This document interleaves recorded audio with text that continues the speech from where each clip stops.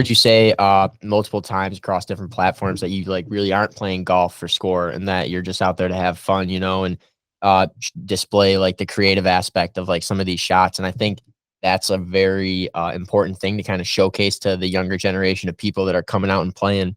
You can almost even use golf as an escape from the competitiveness of other sports that you play or like have been pressured with playing your whole life. Yeah. And it gives you a whole nother feel and a whole nother love that you can appreciate. And it's pretty Yeah, cool. I mean, going out and competing with your buddies, like you can still be competitive, but like 100%. fun competitive, right? And I think, I mean, I compare it to like people don't play beer league hockey to try to get it to the NHL. They play beer league hockey because they didn't want to give up playing hockey, and they can play until they're 60 years old without their bodies crumbling too much.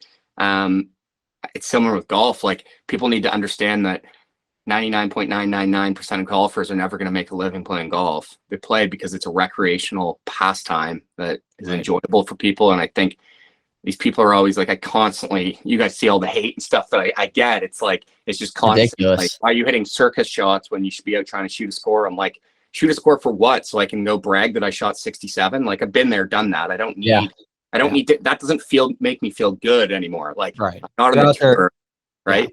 It's for me, I get more satisfaction from hitting a gap this big in a tree and hitting it on the green or something. Like that's going to give me a lot more validation that like this is fun than me going out. Obviously, like I do occasionally like to go out and shoot a score. Like I still like to convince myself that I can still play golf at a high level. When I go play with these professional golfers on pro-ams and stuff, I don't want to embarrass myself.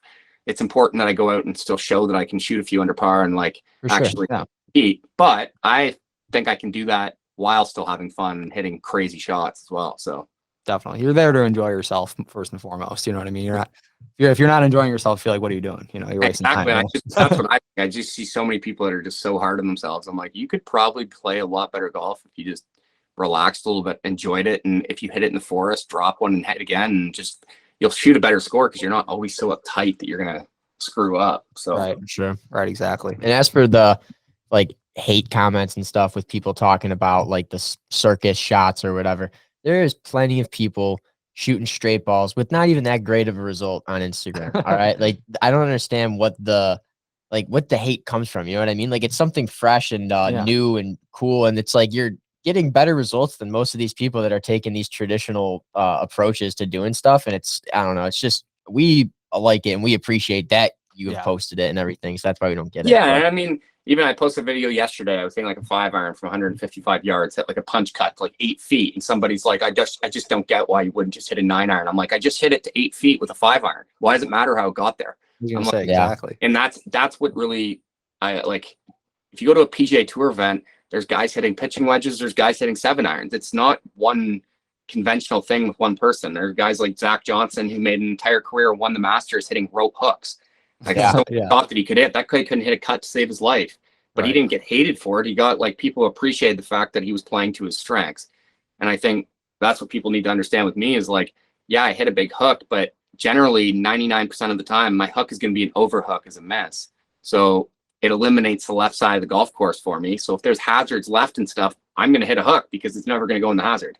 Yeah. Right. So it's me understanding what I'm good at and taking advantage of it. And I think that's what people have a hard time wrapping their head around, that it's like, it's obviously different. So they just don't like it.